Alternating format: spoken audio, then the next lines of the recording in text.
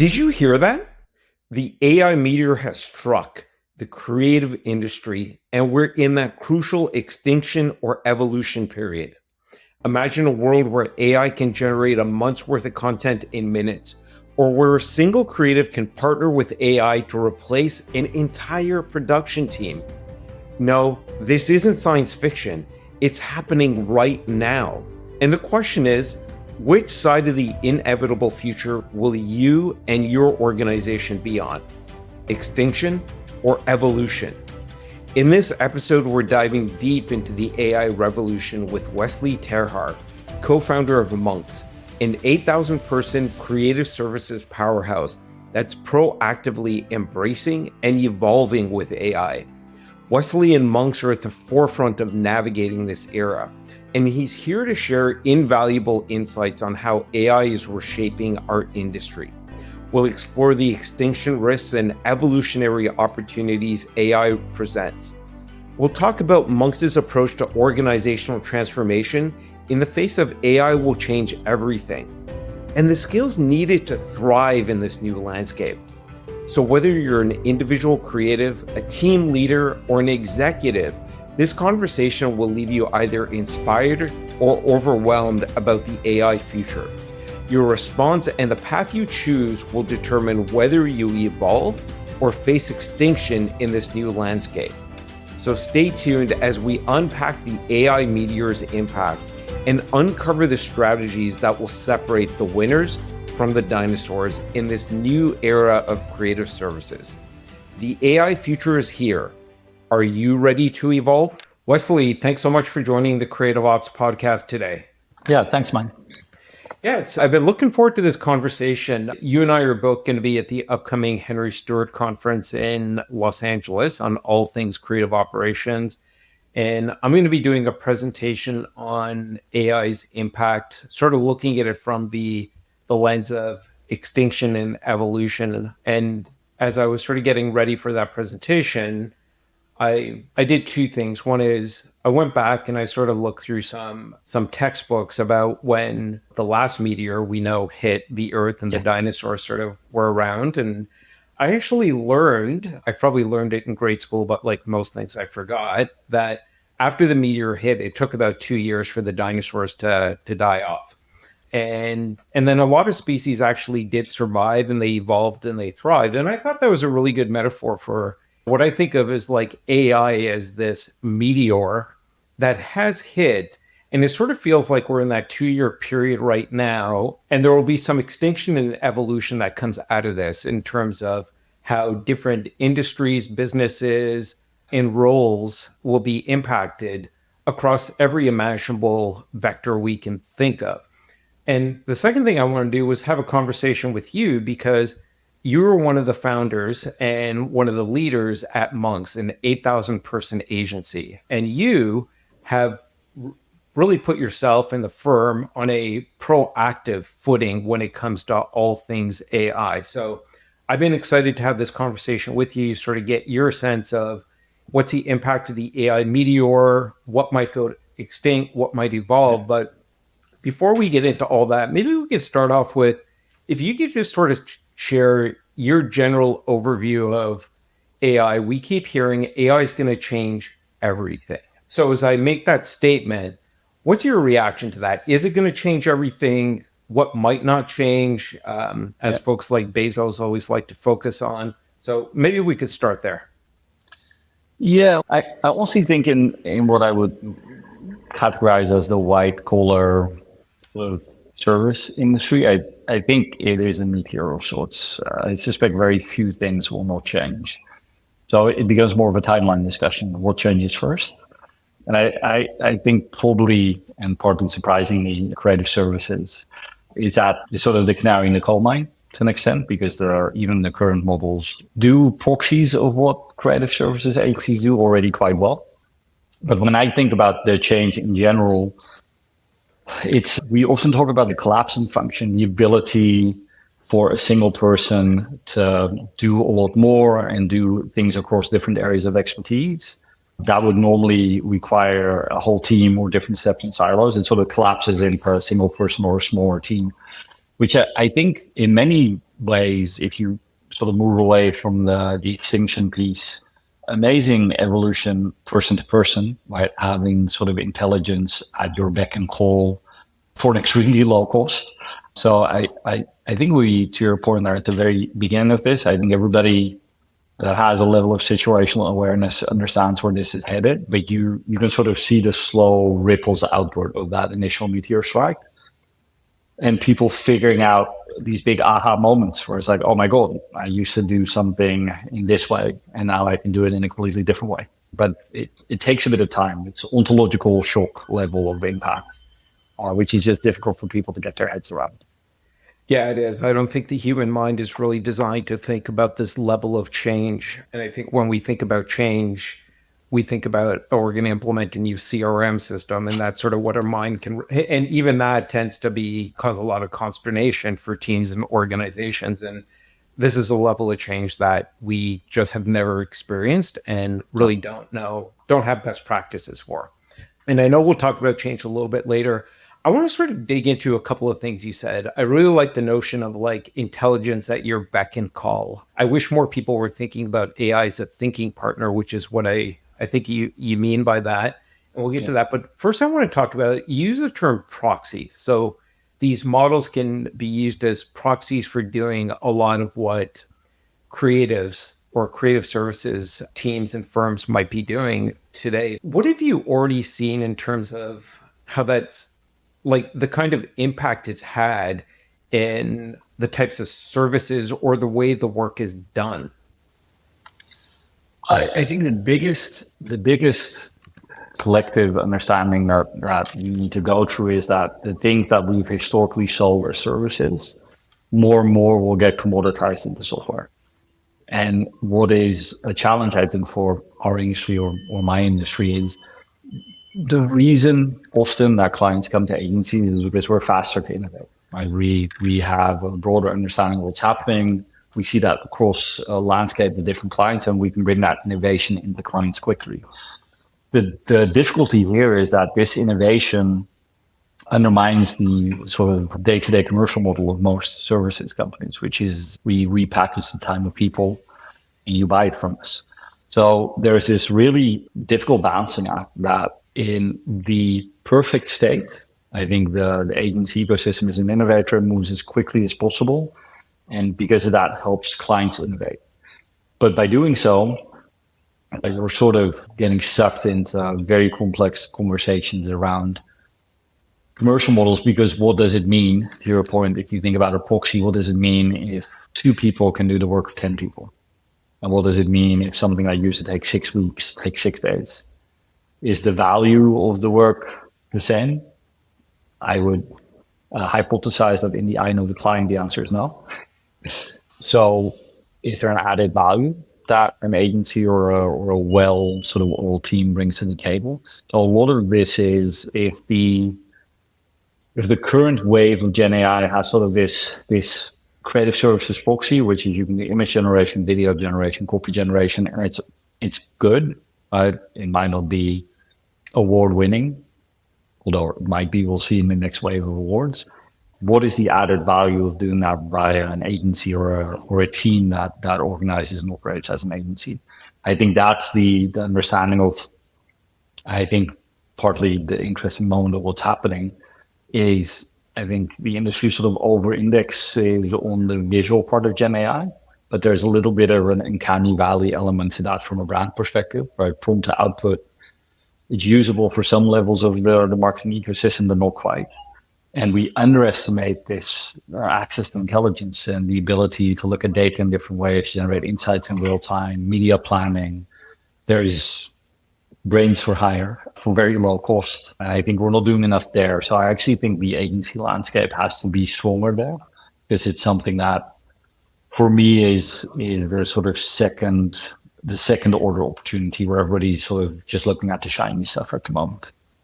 So it almost seems like there's that term from the world of economics, creative destruction, which may be of an intentional pun as we're talking about creative services, whether it's an agency or an in-house team delivering it. And again, I want to dig into proxies, because proxies to me, and I've got a lot of experience using tools like Midjourney and others, like I'm sure everybody else listening as well. And it almost seems like magic. Speak images and videos into existence. And for somebody that was never good at drawing or using tools like Photoshop, for me, it's almost like middleware for the human imagination.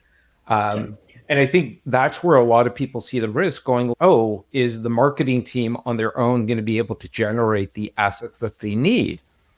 And do you think we're going to start? And I've talked about this on the podcast quite a bit. I think there's going to be two workflows. And I think there has been, there is, and I think AI is going to accelerate that, like a scale workflow and a storytelling workflow.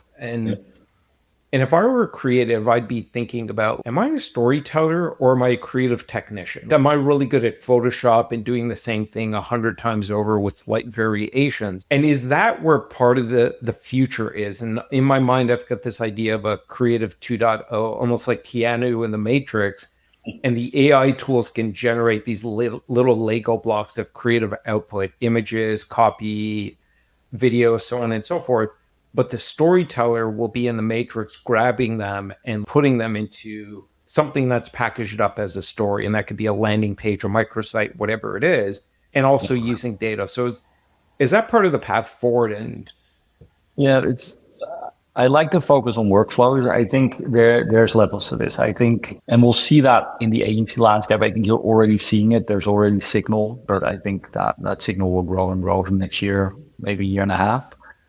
There's a level of work that 100% should be done, and if it's not being done, will be done very quickly by in-house teams, marketing teams, or slightly extended in-house teams. There is a level of service that now comes from agencies that's just being rapidly commoditized into software. And I have to be a little bit unattached to the current version of our model and company, because the whole reason Monks exists is innovation. Right? We started because of the excitement of the web as a new channel. And this, to your point, is probably the biggest moment of creative disruption that I've seen since we've been a part of the industry, which is we're in year 24 now. We can't be beholden to old models and old ways of thinking. And clearly, the technology is on such a rapid path. I would imagine more and more marketing teams, as they figure out some of their complexities and legalities around this, are taking a part of what I would call their content pyramid in-house. I think you'll see that happen first at this smaller agency level, because part of what the bigger agencies or the agency networks do is solve complexity. They solve global complexity, workflow complexity, software as a service complexity. I think AI there is this massive unlock for the global marketing org, because it takes this massive compounded complexity and allows you to start, if not prompt to output replacing it, collapsing parts of manual labor. Right? This used to take 6 people, 5 steps, 8 weeks. Oh, actually, it's a 2-person, 2-step process now. And there's always, or at least at this moment in time, there'll be a heavy focus on risk mitigation and management at that global enterprise level, right? People in the loop. There'll be, I think, a heightened worry about AI on the loose for the time being. But that doesn't mean you can't already have massive impact on those very, very complex and slow and laborious workflows that global marketing sort of exists out of.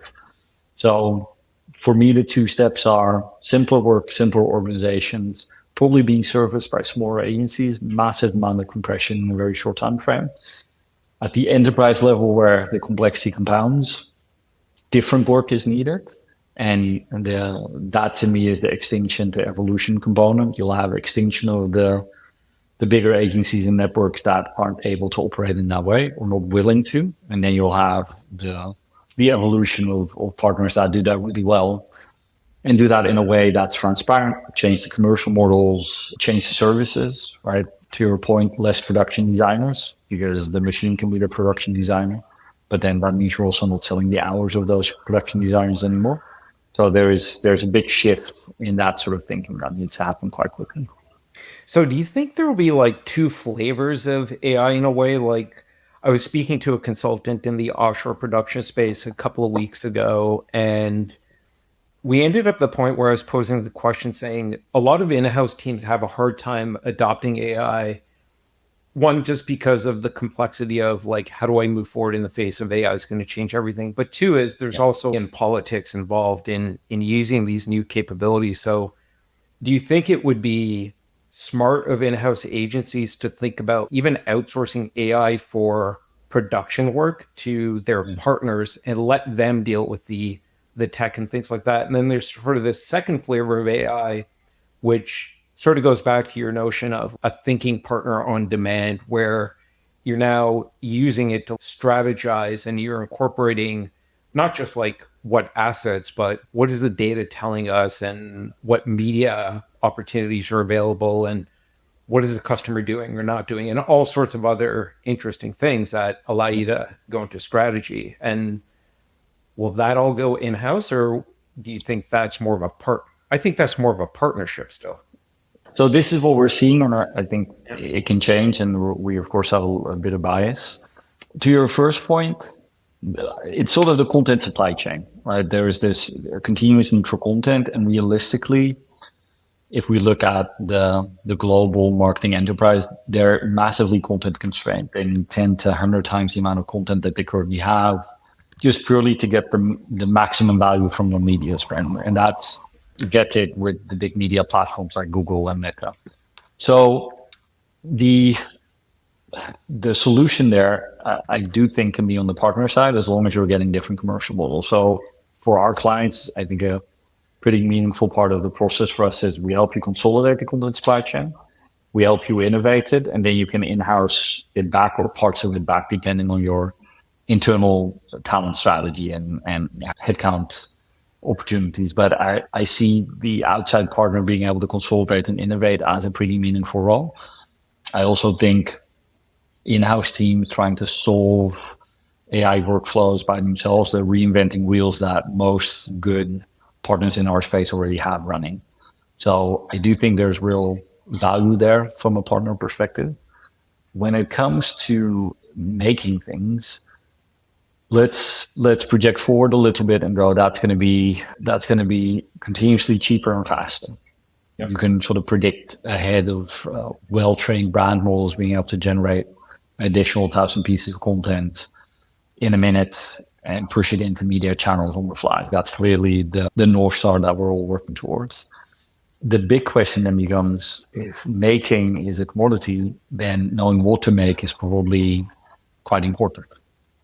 And that to me is honestly the underappreciated part of AI, is just the fact that we have the ability to ingest and digest data at such a level of volume or at such speed with a point of view, which is a weird thing to say out loud. We're not allowed to say reason in machine yet, although it feels like we're getting a little closer every day. Yep. But I can have a either well-tuned, but realistically a well-prompted model, electronic mind, look at massive amount of data and come back to me with an answer based on a guardrail or a prompt or a tune. And what it does there is fundamentally change how we make decisions. Because as people, we can really only skim data and then we go with gut feeling. And gut feeling can be very powerful, but being able to ingest all data and then have a point of view based on that, and then have the human gut feeling on top of that, I think is clearly the better option. So I would say there's two parts there for me. One, and we're seeing this happen in real time, I think clients are taking back control of data and insights gathering and research and to an extent strategy, because every client understands they need to be able to go to market faster. And having a partner bill you by the hour for that fundamentally means you're going to be slower than you have to be.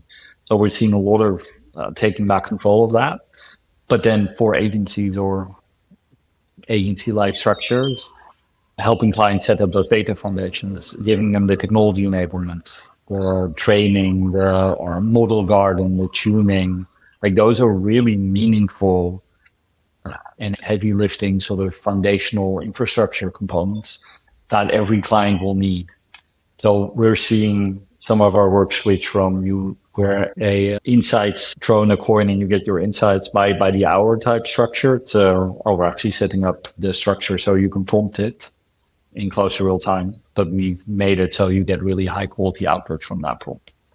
Yeah, it's a pretty fundamental shift in the role of partners like us as well. So it almost seems like there's an AI engineering and operationalization component here. And a big part of that is, I would imagine, data quality. I come from Yeah. that world, and I don't think I've heard executives say the term data quality more in the last 12 months than in the previous 30 years, right? Like all of a Yeah. sudden, somebody that understands data quality is the sexiest person on the team. I've had the longest, nerdiest conversations around data taxonomy in the last 3 months. Yep. Which, and honestly, that I think it's important outside of the fact that it's important for the actual quality or the output. Also, to get, I think clients can sometimes look at the magic of the moment in AI without understanding some of the fundamentals to get to that level of output. So it's good that it's a discussion. I have to say, honestly, I'm surprised by how few enterprise clients are actively thinking about model strategy as sort of like after, where are we, 15 years, 20 years into digital transformation, everybody has a MarTech strategy, and there's this massive sort of wave of or transformation around SaaS platforms. I find the lack of thinking about data foundations and model strategy, like that to me clearly is either the replacement of a lot of that initial wave of MarTech, or at least the ability to make that MarTech more valuable. But that seems to be very early in the landscape from what we're seeing. Yeah, I don't want to go too deep down this rabbit hole, but I think so much of the technology in organizations today is just really silo specific, right? And Yeah. to truly, whenever anybody says data driven, I just roll my eyes, because I'm like, you're data driven when data is actually literally like this sort of like, it should be like liquid flowing across your organization that anybody should be able to access, like taking into account permissions and things like that. But if your business is truly going to operate on data, then it has to be at the core of it, which I think then will eventually precipitate a change in how organizations are fundamentally designed. I think today's org chart feels more like a white collar assembly line than what we need for this AI and data driven future that we're moving into. It's honestly, I think this is the first technology hype cycle that I've seen where technology is actually ahead of the enterprise's ability to ingest it. And a huge part of that is the org chart. A huge part of that is the politics and the change management and the IT structures. Couldn't agree more. Yeah, and I want to come back to this because you and I had a previous discussion, and you and the Monks team have what I would say is one of the healthiest approaches to this. So let's make sure we come to that. But I want to dig a bit more into AI's impact on the creative work itself. And you used a couple of terms, like you talked about data, you talked about feeling. And I use AI to the point, like tools like ChatGPT, Claude, Midjourney, everything else, where it's just part of my muscle memory now. I reach for it like other people reach for their iPhones. But what was interesting to me is that my dog passed away recently, and I always write a eulogy for anybody that's close to me that passes away, whether or not there's a funeral. And I didn't reach for ChatGPT. I wanted the blank page, and I wanted to struggle with starting, stopping, erasing, starting over again, and just going through that process. Because what I was in search of was meaning. And it took me a few hours, and I knew I could have just entered in 5 bullet points into ChatGPT, and it would have given me a well-written eulogy, and it would have felt a bit personalized, but it would have lacked meaning. So when I think about the creative process, I think these AI tools we have today, and I don't know what the future might hold, what we have today is they're really good at scaling at speed the stories and the creative of yesterday. But I don't feel like they're good at creating the stories and the meaning of tomorrow.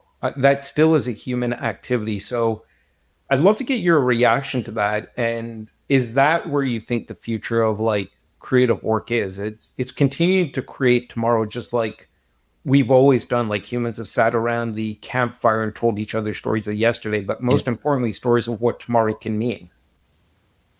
Yeah, it's an interesting example about the eulogy because I noticed that I almost really never use AI for writing because I that to me feels almost that feels like thinking. Like when you write, you think it helps you sharpen. It's almost your own element.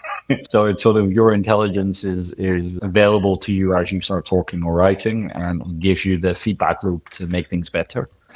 So what we're seeing, and to your point, muscle memory. I have a bunch of different AI systems that are used for different use cases, but very few of them are actually based on a piece of output. It's mostly input and the ability to more quickly get to higher level output or a better understanding of what I want from output. And what we're seeing purely from a creative perspective, if I look at some of the teams in our organization that were part of this first wave of shock, very much in the illustration space and design space, we're seeing those teams adopt these tools to be able to generate or create and generate together much better work. And that isn't because they move to just prompting the machine. They're working in close collaboration with the machine, are able to make their own skill set better. But because they have such a high level of understanding of what they're creating in collaboration, the output from the machine is also much better. So you get this sort of symbiotic relationship where people that are using the tools not just now do what they used to do only with the machine, but do it in collaboration and at the input level are just getting, I think, much more interesting work out in the world, which is similar to what you're seeing with writing, right? You want to go through that process of creation because it has meaning, it allows you to think, it enriches your own experience of that moment. But we are speculating because we don't know what we don't know. And 2 years from now, you might feel very comfortable getting eulogy from the machine because it's trained on your personality and data set, and it feels like an actual extension, where currently it still feels like a separate screen. So it might also just be the version of the technology and the collaboration is a bit clunky. Yeah, I think you're hitting on like one of the many things to me that says this time it is different. AI is different. It's not like previous technological revolutions. This is truly different. And I think what you're hitting on is like the need for us to actually understand how this technology is changing us, most importantly. And what does it actually mean to be human? And I think if you asked 100 people, what does it mean to be human? All 100 would struggle with answering that question, Yeah. other than saying breathing. And it's no, I think it's more than that. But so you're actually helping us segue into something I wanted to talk about, which is sort of this notion of, we're talking about extinction and evolution, this idea of like evolution ready, like skills and mindsets, because I've seen people thrive with AI. I see some people like just deer caught in headlights, just don't want to, or just can't deal with it. So for the people in your organization that have embraced it, are you seeing certain characteristics in them or that you're looking for across this 8,000 person organization going like, who are the people that are going to lead the charge in evolving what Monks is? Because it's the people that will lead the evolution. Yeah, and to be honest, what we did early was be very transparent to our own team that we also believe this is not another hype cycle, but a fundamental change, a burning platform to extent for our industry. And because of that, I think we gave people the understanding and the feeling that they were at a company that wants to be fast and first in this space. And what we've been able to do is put a North Star in place, put a plan in place, put a roadmap in place, but easily 60, 70, maybe 80% of that progress and innovation comes from grassroots, comes from people on the ground figuring something out, because it's very easy for us to top down go, this is now how work happens, but that's not how work happens. The grassroots innovation where people in the weeds of the work are figuring out how to work differently is by far the most important part of our own innovation. And what we're seeing is a mixture of curiosity. This is such a democratizing technology, that it's also interesting to see people that aren't historically in a creative role or a technology role make massive impact on the organization because they are leaning into the technology because they're curious. You can't be beholden to your traditional ways of working, right? And I think there is my presentation around this is called the excitement and anxiety in the age of Gen AI. It's this continuous balance where on the one hand you can see like the tools allow work to happen in different ways, but does that mean that your role is of lesser importance or potentially going to go extinct?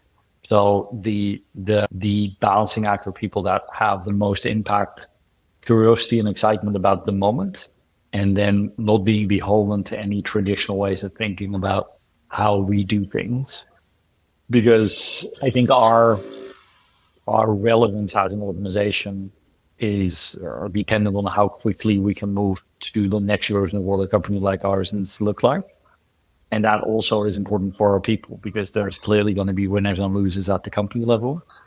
And the winners will be able to, I think, do more for their people.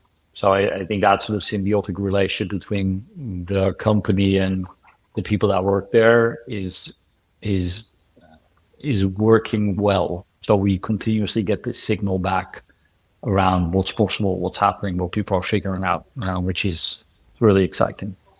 So is Monks' approach then to say we are moving towards a new Monks? It is going to be AI. It is going to be shaped by this AI era that we're just starting to step into, and there will be winners and losers. So it's not about like guaranteeing safety for everybody. It's we're all in a big sandbox together. None of us knows how this is going to play out. We're just going to be transparent and share, lead with curiosity, and then we'll sort of figure things out as we go. Because I know some organizations are just trying to create like just safety and make sure that nobody feels fear. And I don't know if that's reasonable in the face of everything's going to change. Yeah, I get the instinct, and maybe in some organizations it makes more sense. But our whole reason of being is the ability to innovate. Because if we're not innovating, then we get less and less relevant for our clients. So the way you framed it is very much our message: massive moments. We don't know what we don't know. We just know we want to be fast and first to win that moment because that's going to be better than losing that moment.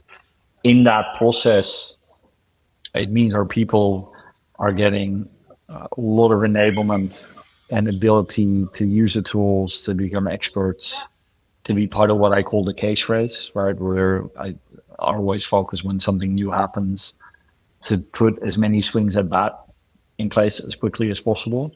Our people will be some of the most well-trained in the space with the most relevant work, which I see as almost a responsibility of the company, right? If we shy away from it and then suddenly a big change happens and we go, okay, these roles we no longer need, then we've kept those people sort of in a box and then go, we don't need the box anymore. So a huge part of our sort of internal messaging was, if you would restart your team tomorrow, what would it look like, knowing where the technology is headed? And if you ladder that up throughout the whole organization, the question is, what would Monks look like tomorrow if you were to start them again? So it's sort of figuring out from both sides, both our company strategy, which is partly go-to-market, partly commercial models, partly the services offering as it sort of shears away from some of the more commoditized areas. And part of it is teams' ability to work in completely different ways.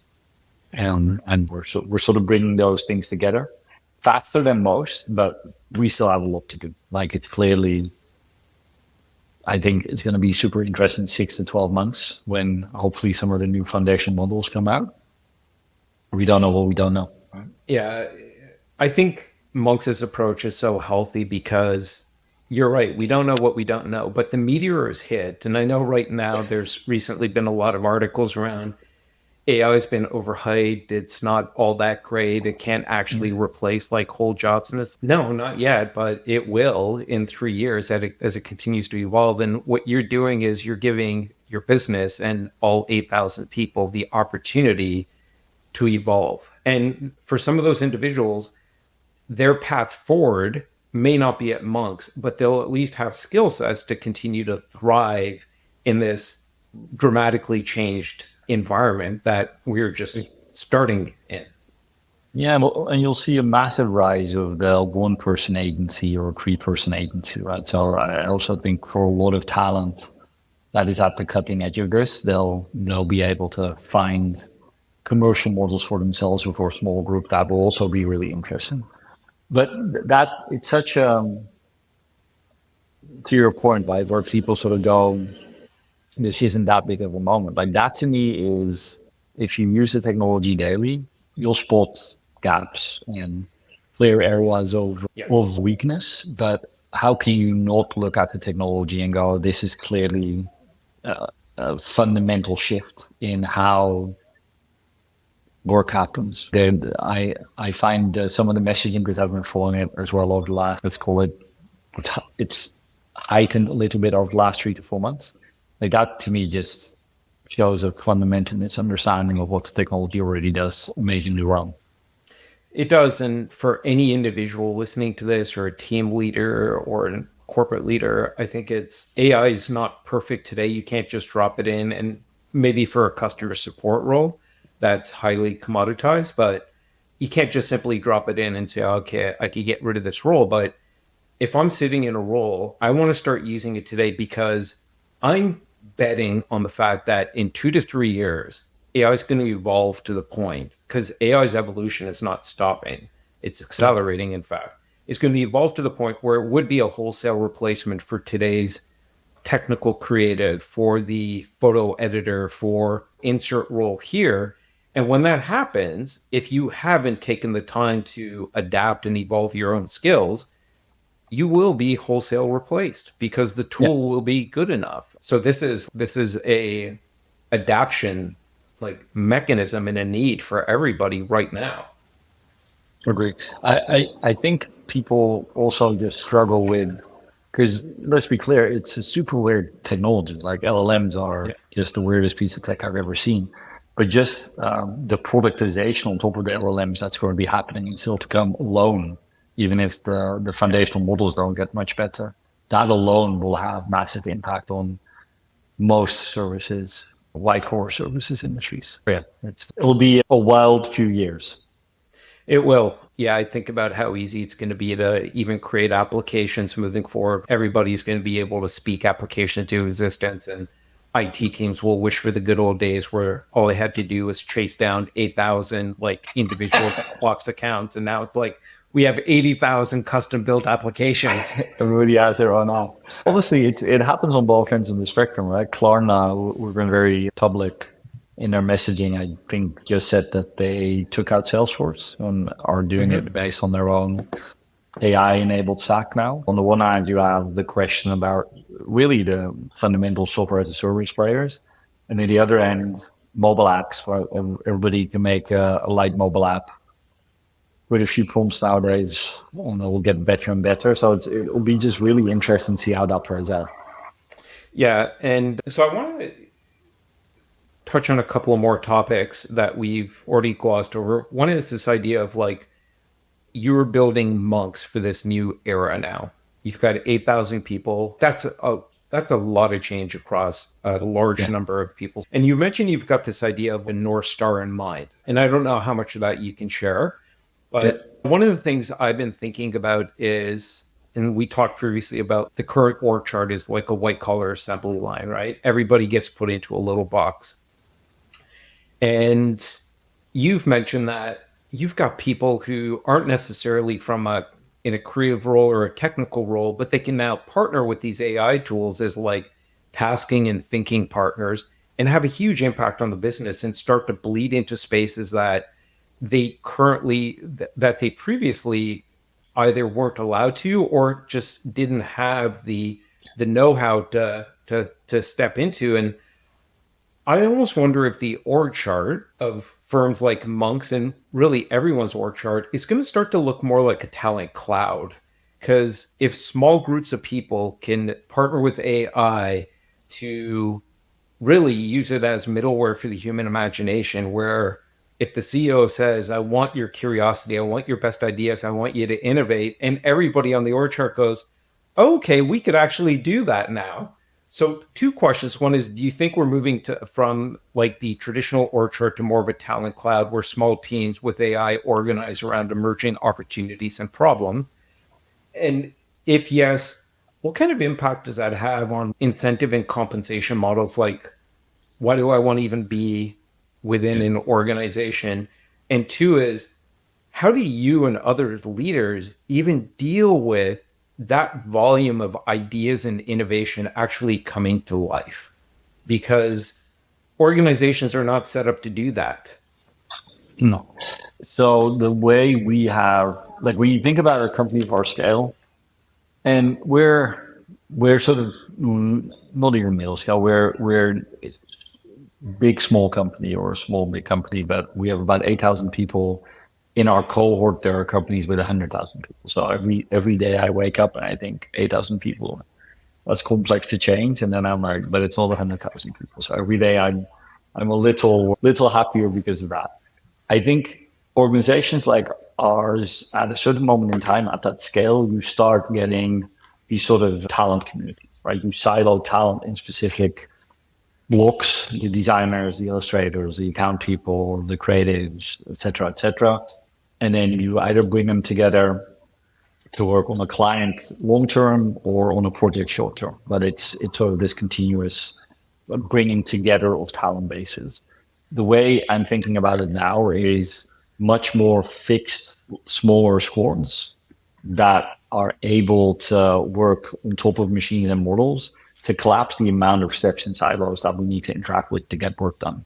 So we're seeing these really interesting, not so much pilots, like pilots is a little word. We're seeing these interesting changes to how teams are working, where instead of a person does something, hands it over, another person does something, hands it over, these people are collaborating in real time in the same spaces and are able to, because of the tools and technology, be much more collaborative between each other as well.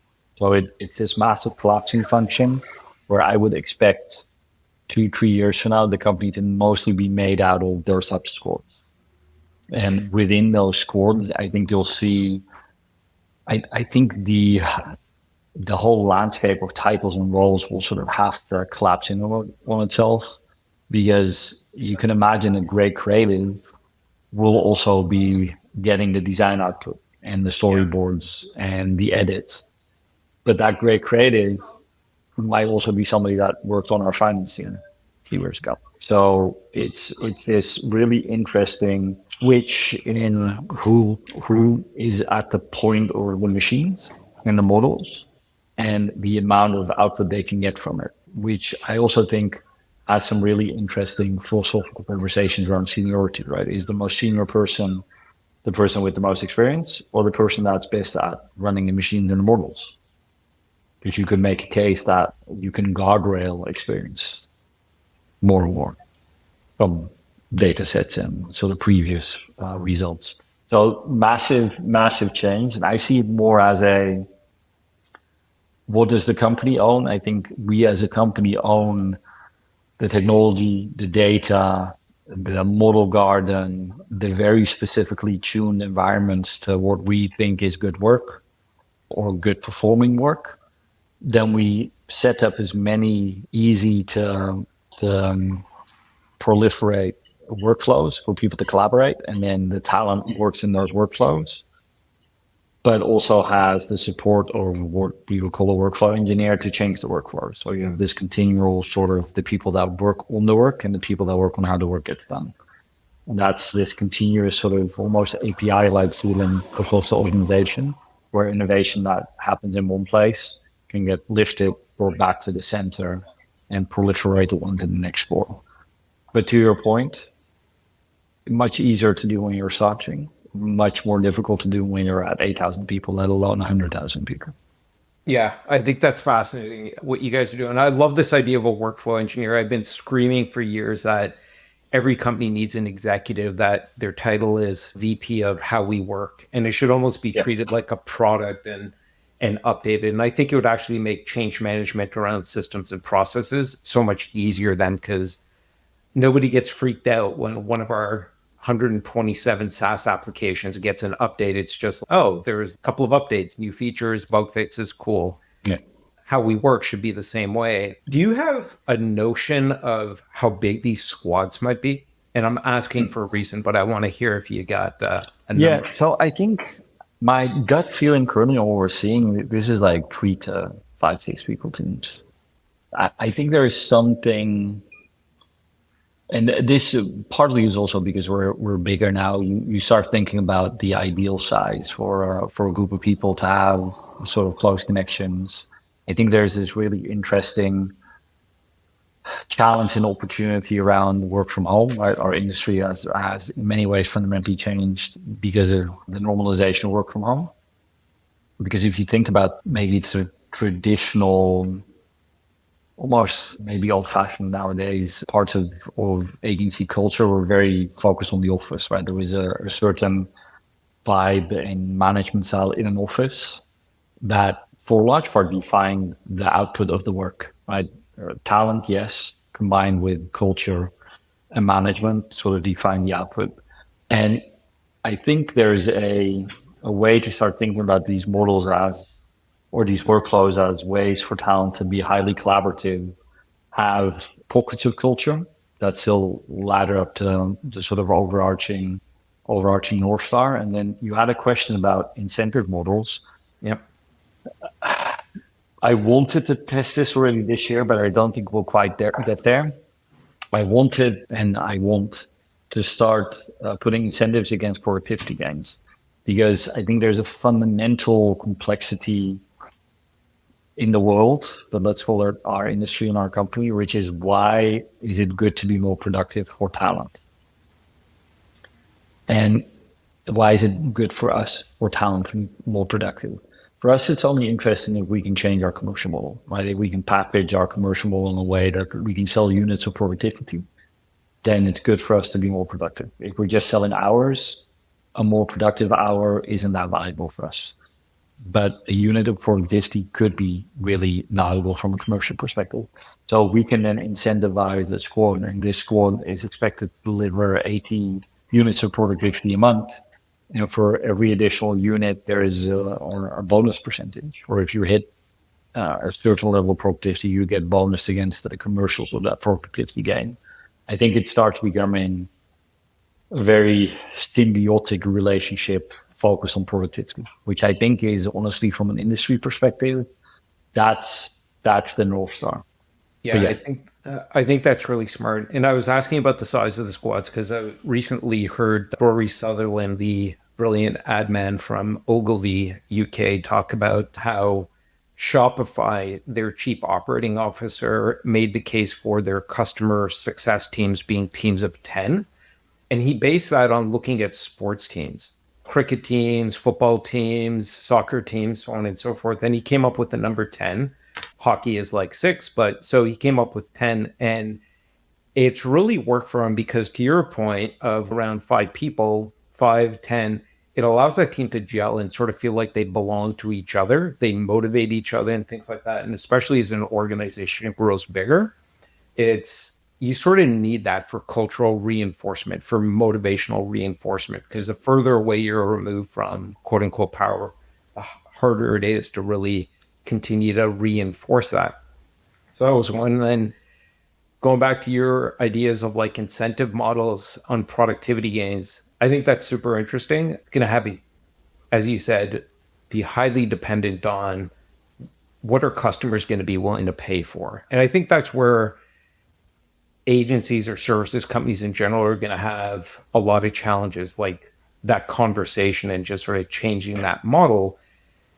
And I just thought of this, so I'll throw it out there. This may not make any sense whatsoever. On one hand, I'm almost thinking about these squads of people sitting within an organization, either as employees or maybe just contractors, where the organization has the models, the data, the workflow engineers and things like that. And it's almost like this sort of new age co-working space where they go, I've got talent, and I want to like work with the squad, or I'm coming with the squad, but you got the models and the data and the workflow optimized. So I want to be able to plug into that and be able to like you have an opportunity or I have an opportunity where I can use your models and data and almost plug into it. It almost becomes like this new co-working space or AWS where I'm sort of Yeah. renting it. That's one. And then two is, do you think as we're sort of moving to this age of like, I think we're moving to like infinite scale and infinite knowledge. And we've packaged services and even products, which is all created by human time. We've based everything on time and materials and how we sell it. Do you think we're going to move to an age where services companies are going to be more in sort of like joint ventures almost, where they're tied more to the outcomes with their clients? And I know we're really crystal ball gazing here because Oh, so honestly, for most of our new clients, not in every piece of the business, but in the pieces where we really look at content supply chain is a popular area because there's clearly a lot of AI opportunity in that space. We move to outputs and outcomes based commercial models. So I'll give an example. Social is a really great sort of use case. Historically, for social and historical, what would you sell? You would sell a group of people and strategists, community managers, creatives, maybe a predator, an editor that can shoot material for content, etc., etc. You would sort of put a team together and you would sell that team to the client. And of course, there would be expectations on the SOW level of what the output of that team would be. What we're doing now is we're saying, okay, there's a minimum amount of output that we all agree on. There's going to be X amount of posts, X amount of community management engagements, etc. And we're going to be on the hook to deliver a certain level of outcome, which in social probably closer to engagement type metrics, but in e-com could vary, and performance media and other parts could be a lot more tied to revenue. And then it's on our team to make both of those things happen. But it's not necessarily a direct translation to an amount of people. Right? They can be a group of people working very closely together with workflows and machines to make that happen. And what it does is two things. Clients, and this is part of the difficult conversation that we need to have with the industry as a whole. Clients really are always going to be looking at two things. They would like more and they'll need more, art speed and scale explosion. They want more and they would like to pay less. right. Right. The problem is, and it's, I think, a problem that the industry has struggled to talk about, is at a certain moment in time, the only way to pay less for more means you get cheaper talent. Cheaper talent isn't always a proxy for the quality of the talent, right? Sometimes cheaper talent it is sourced elsewhere, and that doesn't mean that where it's sourced from is low quality. But as a whole, at the industry level, the cost of talent is often a decent indicator of quality of talent because it's a competitive landscape. So there's this continuous pressure. I want more for less. But if we don't switch to technology heavy models and machines, then the only way to do that is just more junior people, cheaper people, more people further away from the market that the work needs to get made from. And you can make a case that that's not good for the brand or the marketing organization. So this really is the unlock, because if we sell a content supply chain solution to our client and we're saving them 30%, they're happy. We get to solve it in a more modern way. We are incentivized against productivity because the higher our productivity, the higher our margin in the work. And then if we're productive, we can give back some of that productivity to the client year over year. So you sort of build this virtuous cycle of more for less that isn't just based on lower cost people, which again, it's not a direct proxy for quality, but it's not a bad indicator often. Yeah, what's interesting and sort of tying back to earlier parts of our conversations, you said something in there that made me think, I wonder, I wonder if we're sort of in the, and this isn't monks, but I think just generally in the lazy period of AI where everyone's just using it to scale at speed, right? I want to 10x, 100x the amount Yeah. of creative output to the point where audiences are just going to choke on it. There's just going to be the sea of sameness, right? And we've seen it show up in the data the last few years, right? As everyone's been serving the algorithms, story has sort of gotten lost somewhere. And I wonder if one of the silver linings of AI is we will be choking and drowning on so much content that story will be the bat signal that sort of breaks through the noise. And story is not something that can be automated. It still requires that human to create meaning, to create the stories of tomorrow. Yeah. And if that also sort of docks well with, sure, we get paid based on being more productive, but I wonder if more importantly, the business models of the future are much more rooted in outcomes versus the achieving versus the doing. Yeah.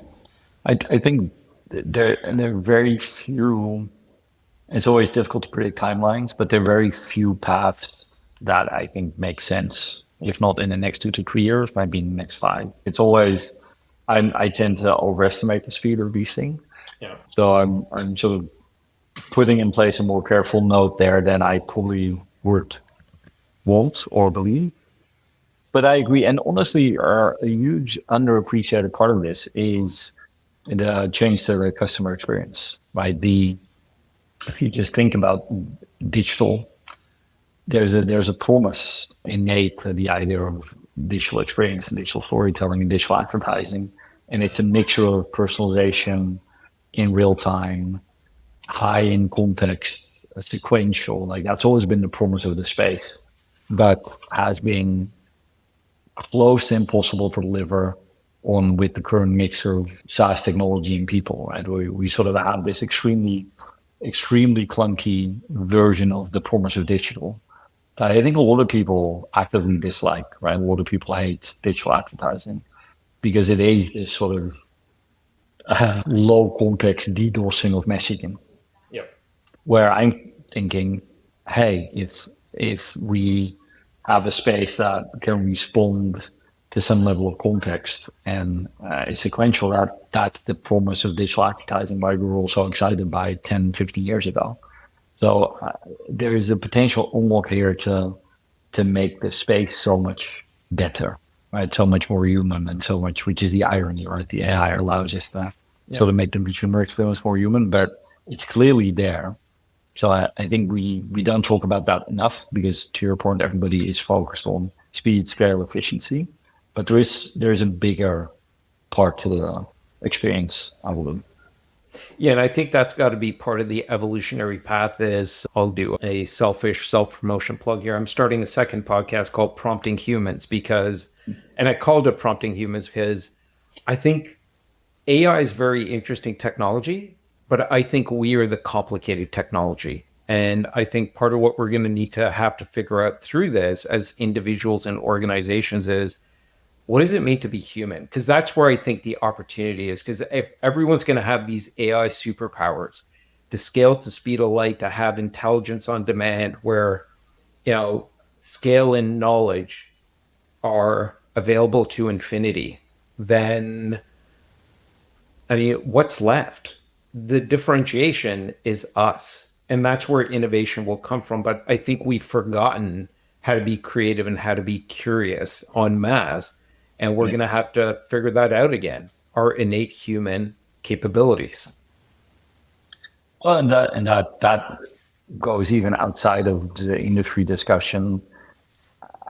You can't not be excited by the idea of everybody having access to this level of technology at this level of cost. I can remember when we started Monks, that was based on a few web forums downloading an illegal version of Flash. Photoshop. We paid Adobe back many a time by now, so it's fine. Right. And the creativity in the space is early sort of creative internet, late 90s.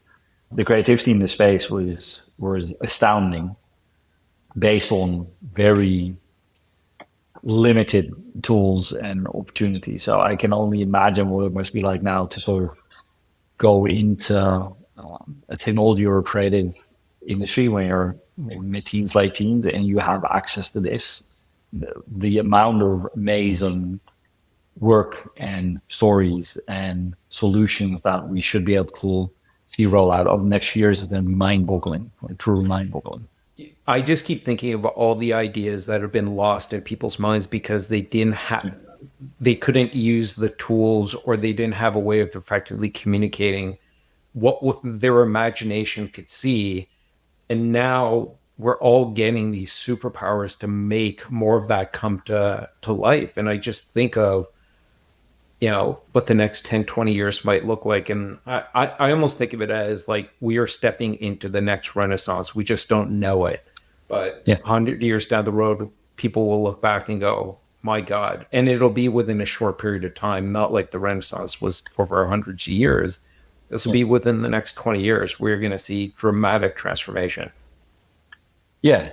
And again, timelines. I can't imagine that not being the case on a 20-year timeline, but I honestly think It'll be faster. again, I tend to overestimate, or underestimate the complexity of adoption because of trying to speed up the adoption so much in our own organization.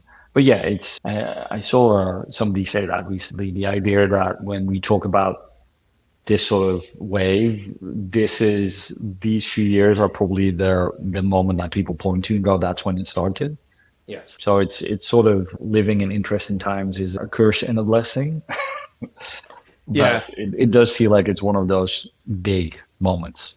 As you said, they'll probably point back at this time as the inflection point, and that sort of brings us to the end and sort of where we started, which is the AI meteors hit. I feel like we're in that 2-year period of the dinosaurs have not died off yet. Nobody's died off yet, but we are in that 2-year period where it's like at the end of it, you're either extinct or you've evolved. So as we're closing out here, Wesley, you've given us so much to think about today. And I would encourage anybody listening to continue to keep track of what you and the Monks team are doing, because I think you're laying a lot of really good groundwork and things that people could be learning from. But for your closing thoughts or advice for people listening, and keep in mind, it's individual creatives, it's creative operations leaders leading teams of 10 or 50 or 100 people, or it's executives. What is your advice to them as they're moving through this extinction or evolution era?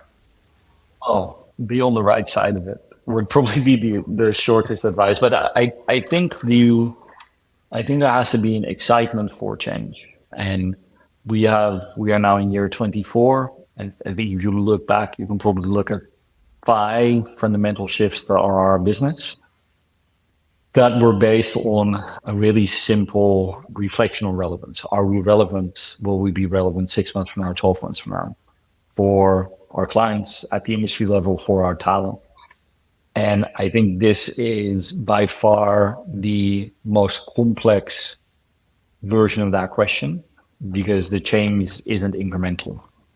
And for me, I think the advice would be you have to go through that process a little bit. You have to sort of embrace the uncertainty, really think about what your relevance is 2 years from now. If the technology in any fashion keeps evolving like we've seen in the last 2 years, which is a pretty decent sort of window of time to see the spool, and start getting ahead of what that means. It doesn't mean your whole business needs to change tomorrow, but you need to start seeing moments of change, green shoots, grassroots adoption that you can package back into your own North Star and roadmap.